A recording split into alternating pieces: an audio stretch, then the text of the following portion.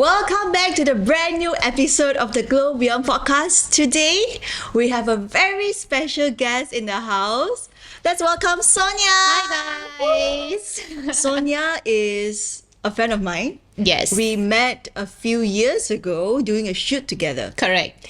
And I remember the first time I looked at you, I think it was a shoot for It was brand- for a some lingerie package. brand. Yes, correct. And when I look at you, I'm like, oh my god, this girl is so gorgeous. Thank you.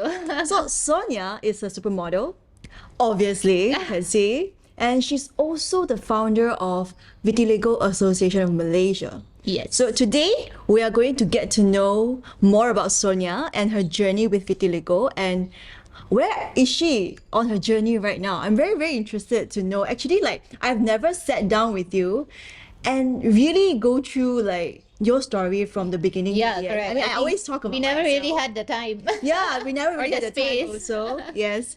So before we start, I would Yes. just like to ask you, what is the story of your name? This is like a warm-up question. What is the story of your name, and or even like if you have any nicknames, and what do they mean to you? So Sonia is just a name that my parents picked out for me because they felt like I look like a Sonia, and apparently Sonia means love in the ancient Oh, wow. histories. Yes, but Danita is actually a combination of both my parents' name. So my dad's name is Daniel and my mom's name is Sunita. So they took the first three letters of my dad's name and the last three letters of my mom's name and combined it into my middle name. That's so amazing. Yeah, I know. It's actually interesting because whenever people ask me, because Danita is not a common name at all. You will not. Yeah, I've you never will heard never of meet the people with that name. Yeah. Exactly. So I remember in high school, a lot of people used to call me by my middle name just because it was different. Because there's a lot of Sonias out there, but Yeah. you don't really meet Danitas, you know. And ironically, mine was actually started because both my parents decided to combine their names, I guess. So yeah. Oh, that's so special. Yeah. Sharing. So, Sonia, Yes. when I look at you, I just see a very beautiful woman. Oh, thank you. Right? But of course, we both have something that makes us different Correct. physically. Correct. So let's talk about that. So tell us a little bit more about vitiligo. What is it actually? So vitiligo is basically a autoimmune disorder whereby our skin loses its pigmentation. So with different people, it's very different how their skin looks like as well. Some people are more segmental, which means that like Winnie Harlow, you will notice that her skin patterns are very segmental, right? They are like in big amounts. So it's like one whole part will be white, and then she's got brown, and she's got another whole part. Yeah. And then you've also got those who are scattered, which is like mine. However, it's always even on both ends. So you'll notice that my patterns are always symmetrical on both ends for some reason. So yeah, what happens is our immune system is sort of attacking our skin cells, thinking that it's a virus when it's not. In simpler terms, to explain it. So what happens is then we end up losing our pigmentation, which causes discoloration in the skin. See, Yeah. actually very similar with psoriasis. 'Cause Correct. My patches are also very symmetrical. Yeah, And correct. it's also an autoimmune condition. Yeah, So it's exactly. very, very interesting. So does it come with any difficulty? I mean, in terms of, I guess, health, there's different ways to put it. I mean, some people with vitiligo do have other health conditions as well, but I think more so it's more on the mental aspect of it because you visibly look different compared to you understand, we're visibly different compared to everyone else, and it's something that tends to be hard to sort of explain to people, especially if they're not educated about it or there's no awareness around it. What do you think? Where are we now when it comes to the awareness for vitiligo? I think with Malaysia, we're slowly starting to have more awareness. We are starting to see more people with it, but there is still a long way to go because there are still a lot of people who have lots of misconceptions about it and who are not aware of it. So when they see people who have it, they tend to be very Scared. distant. Yeah, they're scared. You know, I can totally relate. you have kids who will come up to you and then just stare at you and say it out loud like, "Oh my God, what is wrong with her? Or why does she look like that?" So I feel like it's still a long way to go because these are things that even teachers are not educating Yeah. kids in school. Because course. I remember when I was in high school, and I had it since I was in high school as well, but not once did my teachers educate others about what my condition was, or help even when I was being bullied and whatnot. So I feel like there's still a long way to go. Yes, there's a lot of exposure in terms of social media and print and magazines and whatnot, but when it comes to tapping into the older generation, it's a lot harder because these people don't use social media, so they don't really know. So when they see people who are different, they can be very, I guess, a bit Very scared lah. upfront, and also very upfront with their comments and their responses. I totally relate. Yeah. I guess it's also because in their generation, they don't really talk about it. Correct. Because any kind of skin condition or skin abnormality or abnormalities, Yes. they just treat it as a very shameful thing. Yeah, correct. So it is something that in our generation I find I myself Yeah. trying to unlearn as well. Correct. Yeah. So going back to your story, you were saying like what are the common misconceptions about vitiligo? So one of the many common misconceptions is that, vitiligo can spread, which means that if you touch me, you're going to get it, which is, Contagious lah. yeah. Same also for psoriasis. It's so silly. I mean, when you think about it and you wonder, where do people come up with these strange ideas of such things, And then another thing that I feel is a very common misconception is that we cannot live regular lives like everyone else. They feel like, oh, because we look different, there's a lot of things we cannot do, or we would not be brave enough to do. And so I feel like it's very hard to explain to these people because, to give based off personal experience, right? I've had people come up to me and say, "Oh, you're a really smart girl and you're really beautiful and all that, but I feel really sorry for you because you won't be able to get married because of how your skin is." God. Yeah, exactly. These are the kind of comments I get. Okay, and sometimes I just look at them like, oh my goodness, where have these people been living? Like, I know. are they living That under must a be so rock? sad lah. Yeah, exactly. Because they see the world like that, right? Exactly. And so, with that one person who told me that, I turned around and told him, I said, "Are you happy in your marriage?"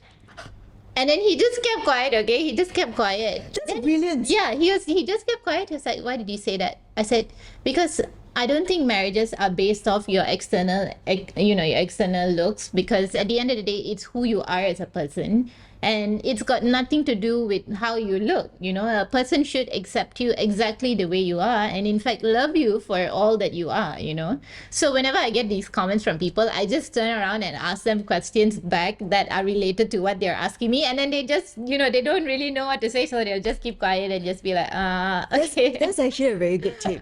Like if whoever who's listening to this, I'm pretty sure you have a skin condition, and Correct. if ever someone come up to you and ask you, is anyone going to be marrying you? You can ask them the question again. Yeah, ask them, Okay. are you happy in your marriage? Are you happy in your marriage?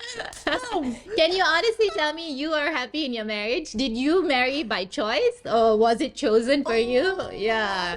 Sometimes you kind of have to do this to them because, I mean, I get that they are an older generation, but that doesn't give them the right to, put us down as well, Yeah. So it's only by educating others that we are able to make a change. If everybody constantly stays quiet and nobody says anything, there's never going to be a change because everybody is going to be too afraid to say anything. But the moment you start speaking up, and you don't have to do it vulgarly or whatnot, there's a lot of ways for you to do it and, be nice about it. But of course, it is important to put them in their place, because by putting them in their place, you are standing up for yourself and for what you believe in, which is very crucial. Yes, and I also, to add on to what you have shared, I also believe it's very, very important for us to speak up so that Correct. we can empower the younger. Yes, correct. Kids. Correct. Because they are the future generation. Exactly. Yeah. And like, it may happen to you when we are already confident about ourselves. Correct. But can you imagine if it happened to us when we were younger? Yeah, like, exactly. For example, at the age of 14, and someone gonna come up to you and say, you know, I feel very sorry for you. I'm really not sure if Yeah. you're gonna get married. Yeah. Then I'm going to keep believing that I'm never going to Correct. get married. Correct. I mean, I don't want to glorify marriages. You know, Yeah. it's really not the goal here. Yeah. But it's really about how something is able to attack our self-worth and Correct. self-esteem at that very young age. And that experience is very, very traumatizing, and it takes a lot for people like us to build ourselves up from there. Correct. And I think one thing that's important to note is that people don't realize that words have implications, you know. It's always actions, but they don't realize that even words have implications, you know. It does it's a double-edged sword, you know. It's like when someone gives you a nice compliment, it makes you feel really great about yourself, right? Yep. You have a good day, you have a positive mindset. But then when you have people who make negative comments, then that impacts you negatively as well, you know. So I feel like how you speak to people is very important. Very important. It's always important to speak with kindness, to speak with compassion, because curiosity is normal. Of course, people are going to be curious about people like you and me and our skin conditions, you know, but there is always a way for them to structure their curiosity in a way that does not offend us, you know? Like, there's a more polite way to ask, like, Of course. you know, I don't mean to be rude, but I'm actually just curious and I would like to educate myself. Could you tell me a little bit more about your skin condition? That's You know, perfect. That's all you have to do. No comments about, oh, were you burnt? Are you an acid burn victim? Did you, you know, you should do this, you should do that. You know, I had someone tell me I should take bleaching pills so that my skin would be evenly white, and I just looked at the person like, nope. It's been tough. I'm not doing that. It's been tough Yeah. for us, honestly. Correct. Yeah. When did vitiligo appear in your life? So my vitiligo started at the age of 8 years old. And I mean, initially it just started with a dot on my face. So it only started progressing further at the age of 13. So when I went into my teens is when it started spreading even more. And I guess when I first got it, we didn't think too much about it because, you know, we just thought it was maybe sunspots or whatnot, right? And it was only after it started spreading that my parents took me to the dermatologist, and then they told me that I had vitiligo. So I started medication since I was 12. Yeah, I started taking medication since I was 12 till 17, and I tried a lot of different medications. I tried phototherapy, I tried being vegetarian, I tried traditional medicine, modern medicine, you know, basically everything under the sun that I could try, I tried it. But it just came to a point where I felt so tired of putting my body through all that stress and all these medications, you know. In medications, when you take it for a certain period of time, of course eventually it's gonna have, you know, effects over your body, right? Yeah. So I told my parents, I said, you know what, I really don't want to be doing this anymore. I'm perfectly comfortable with myself, and my friends and family are comfortable with me. So, you know, the rest of the world is just gonna have to deal with it. You know, if they don't want to see me, look the other way. You know, I'm not gonna sacrifice my own mental health and my physical health just for cosmetic appearances. You know, I realized that what's most important is how I look at myself at the end of the day. So if I'm happy with it and I can live the rest of my life with it, you know, not knowing whether it will get better or it will get worse. But at the end of the day, if I'm okay, that's all that matters. Everybody else is just going to have to be okay with it, you know? Back then, when you started treatment, how long did it take for you to draw boundaries with your family, to tell them that you have decided to not take on any types of treatments? So honestly, I only told them when I was about 16 or 17. Yeah.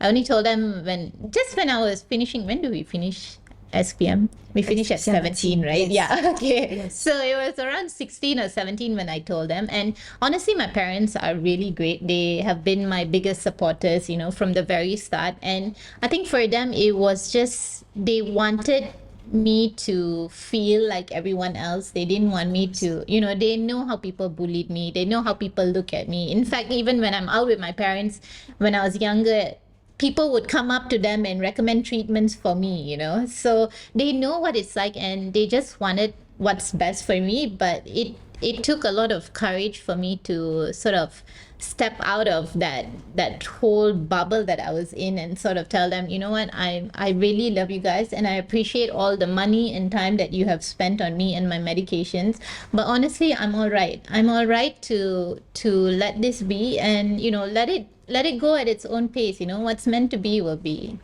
It must have been difficult, no, to have that conversation with your parents. Actually, no, I think it was just one of those things where, because they know me, okay, I'm so terrible at taking my medications. I used to get nagging from them because I will not take my pills, and they will be yelling at me. They'll be like, Sonia, take your pills, you know, you're due for this, you're due for that. And I just hate taking pills in general, okay?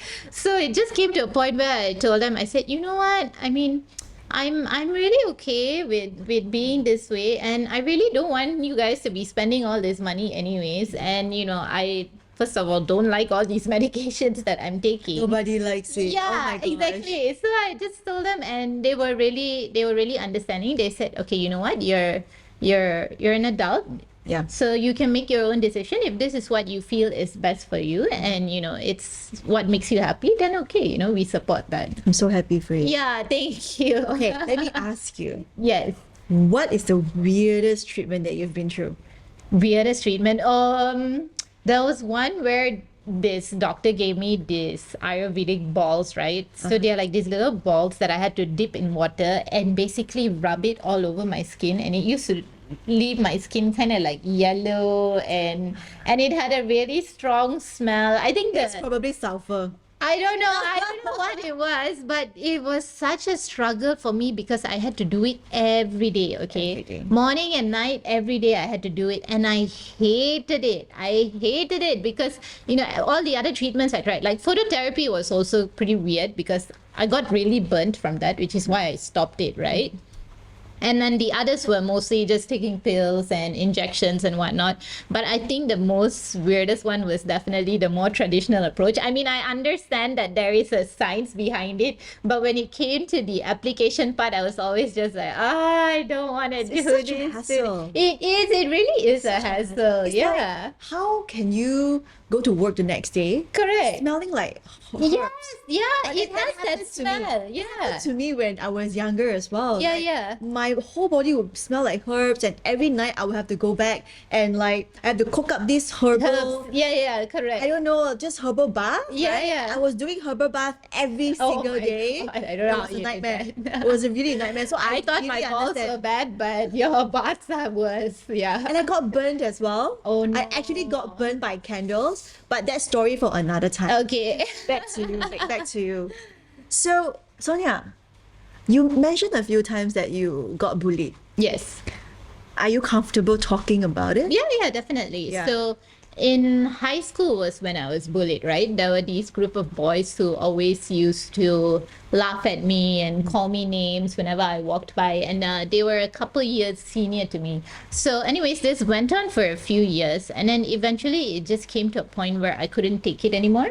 So I went back home and I was crying. I cried to my mom and dad and my older brother, because my older brother was also studying in my school at that time. And I told them what had been going on. I told them about the bullying and whatnot. And then what they did was, because I didn't want my parents to get involved, basically my older brother is the one who stepped up. So he approached these bullies and he just basically told them off about something. And ever since then, they left me alone. But one thing I realized is that when these people were bullying me, I should have spoken up sooner, because I allowed myself to be in that space for so long because I was just so afraid to speak up. Yeah. Because one thing I've learned is that, people who bully you, they get their energy and empowerment from you. So when you allow it, they are basically gaining that energy to do it even more, but the moment you step up, you stand up for yourself and you shut them down, that's when they realize that they hold no power over you. It's interesting because for your experience, it appeared on your face. Correct. And for me, it was all over my body. Body, So I yeah. could cover. Yeah. So no one bullied me. Yeah. On the other hand, I bullied other people. Oh, no. That story also for another day.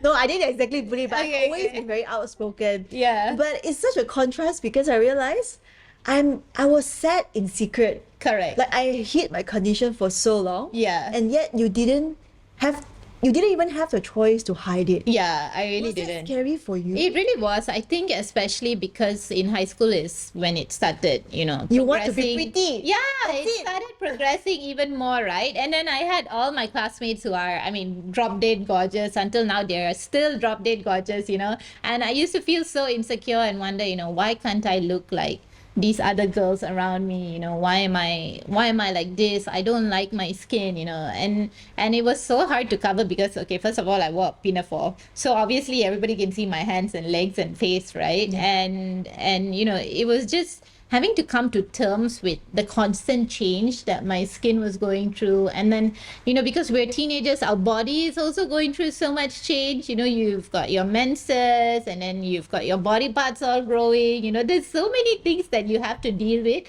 So on top of that, like for me, I had to deal with my skin constantly changing, which was also partly because of the medications that I was taking. So different medications had different side effects on me and whatnot, right? So it was just constantly changing, and it was me having to adapt to that constant change, get used to it and try to be okay with it. But honestly, I think my hardest time was really when I was in high school, because I really felt insecure. I really felt really small about myself. I did not feel good. I did not feel pretty whatsoever. Even if I wore dresses, I would always wear like leggings to cover my legs because I was so insecure about how people would constantly be staring at me and the comments that they make about me and whatnot. Yeah.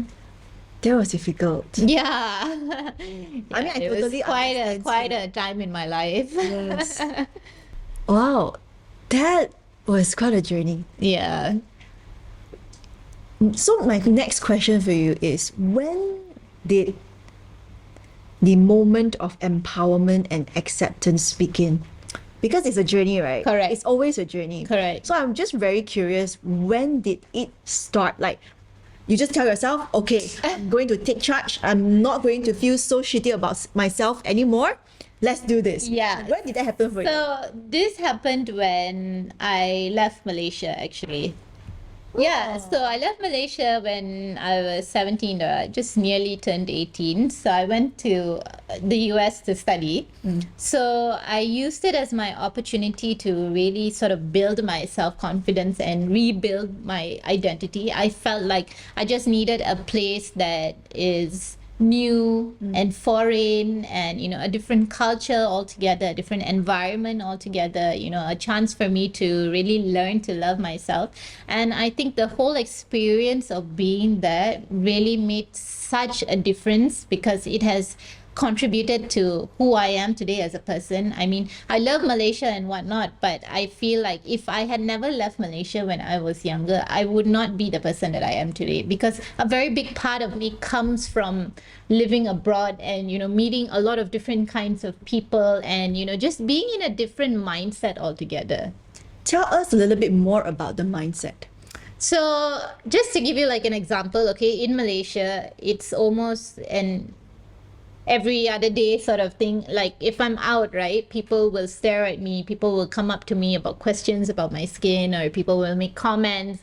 Whereas the entire time that I was in the States, not one, and I'm not even over exaggerating, I promise you, not a single person has ever come up to me and gone, hey, what happened to your skin? Or like, hey, what's wrong with you?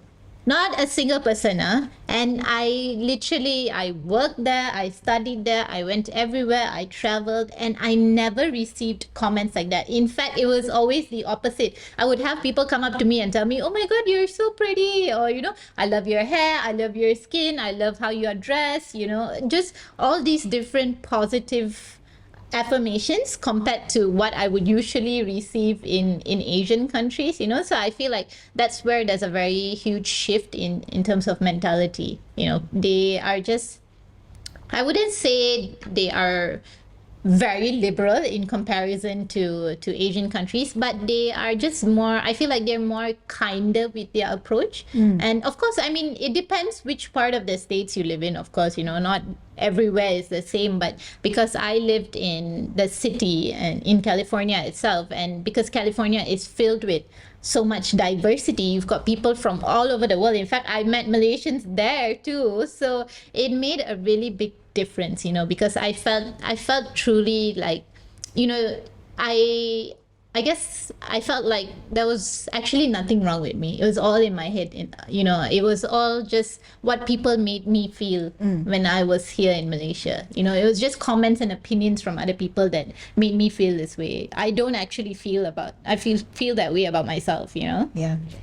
I actually really resonated with what you shared because personally, I've never been I've never studied overseas, but I've had some exchange opportunities. Yeah, you went to the States as well. Yeah. And I think, I mean, at the point of time, I was still hiding. Yeah. But what makes a difference was I started traveling. Correct. So when I go to other countries, I would stay in a hostel, and usually those people who stay there, they are from other cultures. Yeah, you know, correct. like Western countries. Correct. And I realized that they don't even look at my skin. Yeah. And sometimes when I kena sunburn, right? Yeah. My skin would be so So red red, and yeah. so inflamed. Yeah. And I mean, as compared to you, my skin is more dry and more flaky. So a Correct. little bit of more inconvenience to Yes, deal with. yes, correct. But yeah, but I've never dealt with any comments. Like you Right. said. Yeah. It was so liberating was because it made me feel like I am normal. Yes, correct. Actually, ever since young, I think people like us with you know, visual and physical differences, Yeah, correct. we just wanted to be treated Equally. equally Yeah, exactly. as compared to other people. Yes, correct. Like a lot of people ask me also like, actually, what do you need? So I ask you this question. Actually, Sonia, what do you think we need? I think we're fine. We just need people to stop treating us like we are aliens here, you know? Yeah, Right. exactly. Yeah. Like just Like, calm down. We're fine, you know? We Yeah. make our own money. We live our own lives. We have our own careers. We're perfectly fine, you know? exactly. Yeah. And sometimes I also face one very unkind comment on social media. He actually said that, like, you know, women like you, nobody would ever want you. Oh, that was very scarring. I mean, Yeah. I mean, I faced this when I was already an adult. Yes. But can you imagine when it happened to the younger ones? Correct. It will be Exactly. super It makes a very big difference. Yeah. So I guess that's one of the takeaways of learning about experiences, dealing Correct. with people from other cultures. That's very Yeah, I think it's very important for everybody to expose themselves to different cultures, because it is only then that you are able to learn. You know, if you stick to your mindset of, you know, how people are very conservative and are not willing to, you know, explore outside the box and whatnot, right? You're always going to have this fixed perception about things. But it is when you expose yourself to boundless knowledge is when you learn and grow as an individual. correct. Yeah. Thank you for sharing. Oh, no problem. So next question I have for you, right? So Yes. Sonia, actually, are you taken? No. Huh? No. I thought you I'm were. still single. No, girl. Okay, great. So tell us about your dating life. It must be very interesting. My dating life, I mean, I wouldn't say it's that interesting. I've dated a few people here and there. I mean, it was pretty long relationships, like 2-3 years. But I found that the reason it always did not work out is because there was always a lot of issues with their families accepting me. Oh. Yeah, especially because of my skin condition. So I honestly think it's a preferential thing. You know, some people's family, maybe they prefer for their daughter-in-laws or son-in-laws to, you know, look a certain way and have a certain job and whatnot. But I feel, for me, I don't believe in all that, because my parents are really outgoing. They're really open-minded, and, you know, so I guess when it comes to dating, I haven't exactly had the best luck with it here. Yeah. Saying you're gonna try overseas? Yeah, maybe. No, I mean, I think I just haven't met someone who's able to understand me on my wavelength. Yeah. I feel like it's very important to be with someone who understands the way your mind works, the way your heart works, and of course, your external appearance shouldn't have anything to do with it, But I've met a lot of great people. I mean, I'm not saying anything bad about my exes. I've learned a lot from each and every one of them as well, because each of them taught me a lesson which I have brought forward into my life till today, and I will carry forward into my future. So I feel like with every experience, it's always been a lesson. I don't want to say that it was horrible or anything like that. It was just, let's just say it was just all a lesson, which has molded me and given me courage to be even more Yourself. yeah, even more myself, even more wholesome. Yeah. Thank you for sharing so openly about that, because a lot of people would always tell people with visible difference, like they would say, like, like you will find that person, Correct. like eventually someone will love you for who you are. Yeah. But what people don't talk about is that difficulty. Correct. It is when your partner's family Yeah, doubt correct. you and doubt your partner's choice as well. Yeah. At that moment, it doesn't feel great. Correct.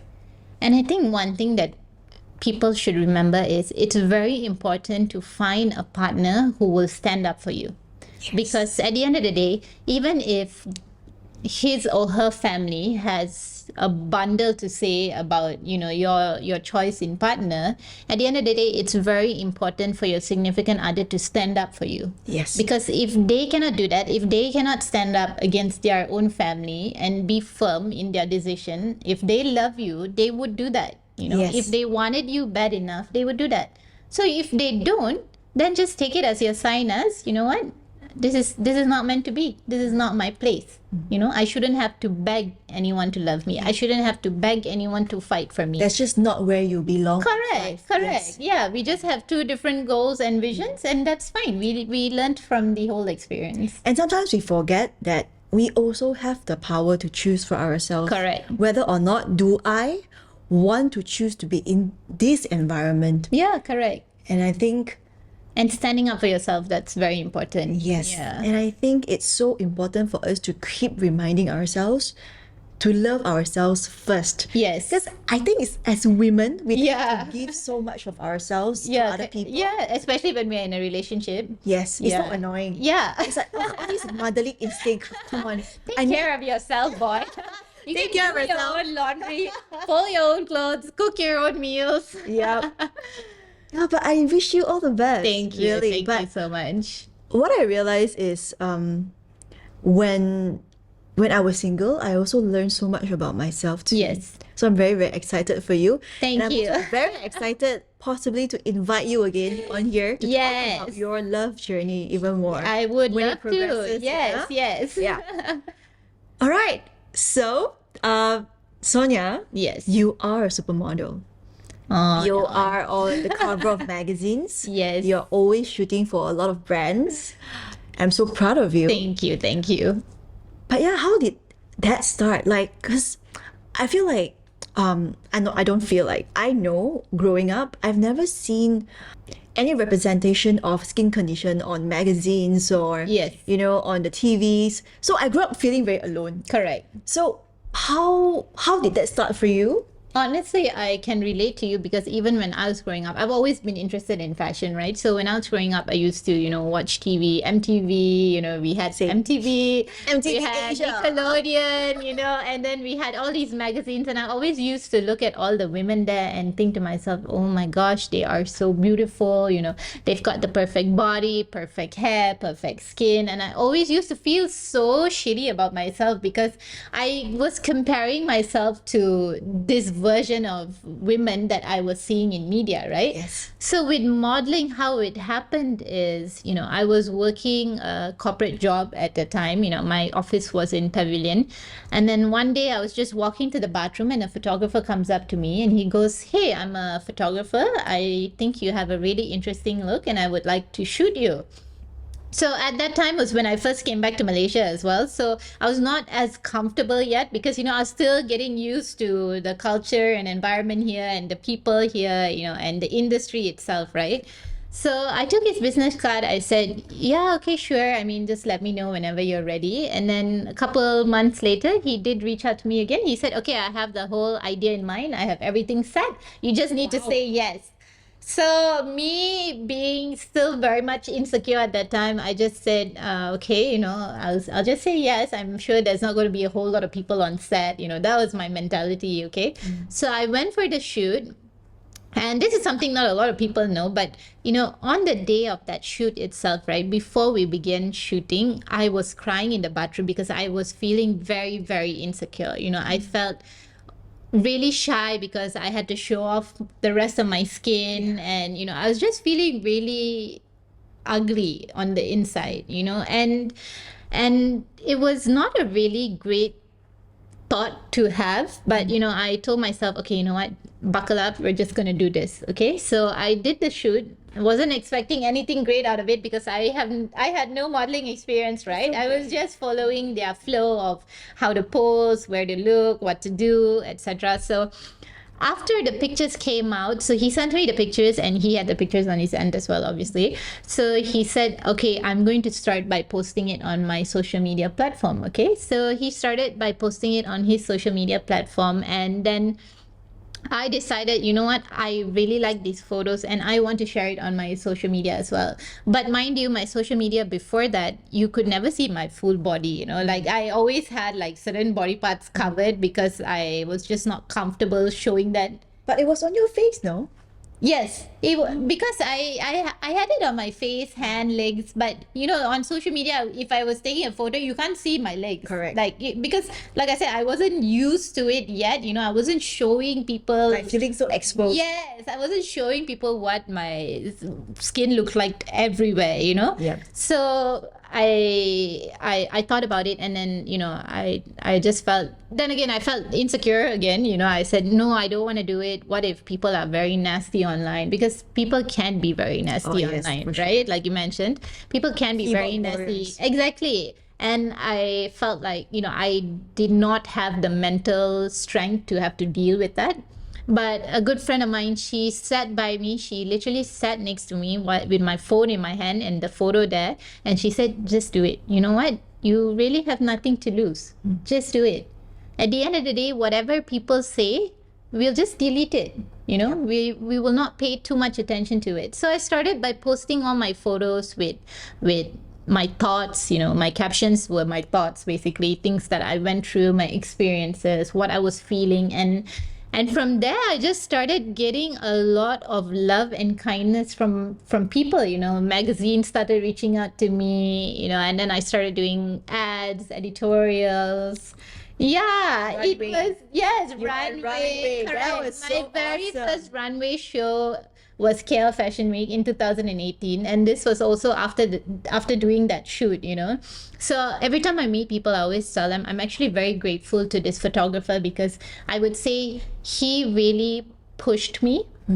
And he helped me to see my potential when I was not able to see it myself. He just took a chance on me, and that's what I feel is very important. It is important for us to just take a chance on people because you never know where it might lead. Yes. Right? Yes. Yeah, you never know. You just try it. If it works out, great. If it doesn't, it's okay. It's still an experience, right? Yeah. Yeah, so it all started from there, and then from there I just started building my portfolio, and my whole idea behind it is to show people that regardless of how you look, you can be in media too. You can be in magazines too, because what magazines show us are unrealistic expectations Correct. of beauty. It's not airbrushed, guys. Yes, it's all airbrushed and photoshopped. It's not real.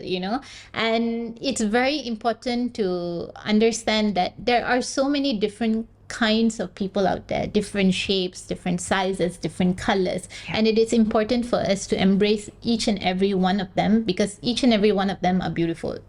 We don't have to follow societal standards and expectations of what beauty actually is. So even when I do my shoots, one thing that all my clients know for sure is that I will never cover my skin. Yes. I never wear foundations on my shoots. You know, they will either just do my eyes a little bit and my lips and just keep it completely natural.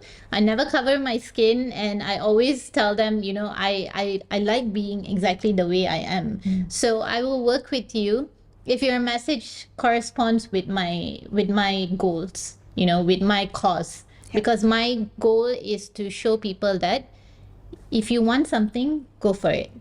It might be scary at first, but you never know where it will lead you, you know. And look where it has led me. I'm so grateful and so appreciative, because I can honestly say that I'm very, very blessed to be able to be here today.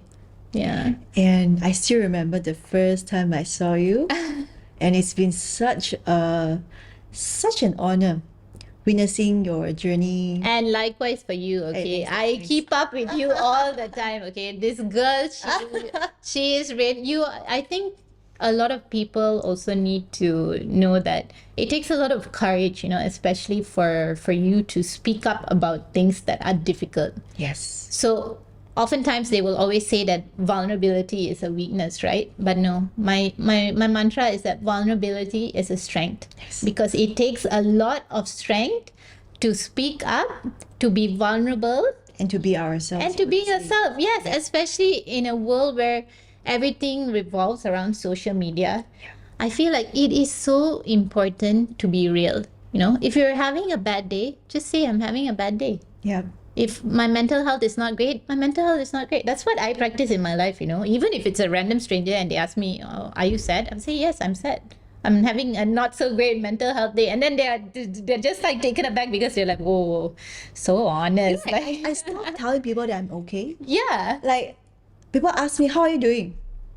Like that, look. Yeah. Yeah. You know, up and down. Correct. But, you know, we are dealing with it day Yeah, by day. correct. And when you are okay, you can say you're okay. Yep. If you're not okay, just say, not so great, but Yep. I'll be okay, you know? Yeah. Yeah. That's I feel like amazing. it's important to just be honest about it. you Yeah, know? just small things like that to actually tell people how you are actually doing. Correct, Like, a correct. little bit of vulnerability, a little bit of honesty is really, really much needed and much Just appreciated. in the essentially current just times. being real. Yes, you know? correct. Don't sugarcoat it, you know. That's why I always tell people, whatever you see on social media, don't always believe it, because people will only show you the good sides of their life, but never the struggles that they are going through. So when you see a pretty picture of someone, don't compare yourself to that person, because you never know that photo could be Photoshop. Yep. They could be wearing a ton of makeup to make themselves look good, Yes. you know, expensive clothes, whatsoever. So you never really know the truth behind it, you know. So don't always believe what you see. Correct. Yeah. I completely agree. Yeah. Sonia, so tell us more about, okay, you also tap into advocacy. Yes. So how did that start? So how I started was, like I said, on one end, I used my modeling as a way to really promote inclusivity, diversity, and teaching people how to love themselves and the skin that they're in. But what motivated me to start my organization, my association, was because I felt that in the past 68 years, Malaysia's been around for 68 years, right? In the past 68 years, in the past 68 years that Malaysia has been around, there have been so many people who have had vitiligo, but nobody has advocated for it. Yep. Nobody has done anything about it. Nobody has raised awareness about it. Nobody has raised conversation around it, you know. So I felt that was something I needed to change. While I'm here and alive and well, this was a change that I wanted to make. I wanted to use my platform as a way to really educate people, you know, to educate them on what vitiligo is and what different skin conditions are, you know, how you can learn to be kinder and more compassionate human beings, how you can approach people, because I feel like these are all things that are very important. You know, it is very important to you know, what's the word for it? Basically, influence people in the right way. Yeah. So what are your visions for Vitiligo Association of Malaysia? So my vision for it is honestly, I mean, so far now, I'm so proud to see all my members. They are doing well. You know, anytime I have projects come along that I feel would be suited for them, I pass it along to them. So because I want them to have the same opportunities as everyone else as well. I don't want them to feel like they're any different just because of their skin condition. But my long-term goal is obviously for it to be a safe space for everybody, you know, somewhere where we can just have conversations about a lot of different things. You don't necessarily have to have vitiligo to be a part of it, but it's more so on the education part, on the mental health support part, you know, and just being a place where everyone can feel like they belong. Yeah. That's perfect. Yeah. And I think a lot of people always think that, you know, we have to do something Yes. to create such a safe space. Yes. But actually, we can be the safe space for Yeah, other correct. people. Correct. Just to, Even just by landing a year. exactly. Yeah, correct. Like practicing the openness and the acceptance of differences. Correct. That makes a huge difference for people who are different in any way. Yes. And I think another thing I would like to bring up is that I feel like the term disabled is used so negatively because when they say that a person is disabled, they automatically assume that this person cannot do a lot of things, you know, whereas it's actually the complete opposite. They might be different, but they are very talented in what they do as well, you know. Yes. They've got a really high IQ. They are artistic, you know, musically talented as well. So I feel like we should stop making them feel like they are Less than. yeah, stop making them feel like they're so different, you know. If you want to say that the person is different, you can just say, oh, it's just a different person, you know. You don't have to say that they are disabled. Don't refer to us as disabled, because we're not. We're actually very capable of doing a lot of things that we Yes. want in our life, you know. We just needed to be planted Yes, in the right correct. places where we Correct. can thrive. Yes, exactly, the right environment. Yes. Yeah. And I think I'm just so proud of you Thank you. to play a part in creating that space for people who have vitiligo. Yes. Well, I hope that in time Malaysia will obviously be more understanding of all people, not only people with vitiligo, even people with psoriasis. I hope that there will be a change, and I'm hoping that even if there is no change at this point of time, there will be a change in the future, because it is up to the future generations to cultivate a world that is more loving and more kind and more compassion. And while we are here, we just do everything that we can to share our love with the people who need it. Yes. You know, you don't lose anything by sharing your love, guys. You know, Yeah. even if you're dating someone and you shared your love and you went through a heartbreak, at least at the end of the day, you can tell yourself, actually, you know what? No, I loved, and I loved with all my heart, and that's okay. Yeah. Yeah. And that's all that matters, actually. That's all that matters. Yeah. You did everything you could, so that's all right. Yeah. If someone were to sit in front of you with vitiligo, what would you say to that person? What would I say?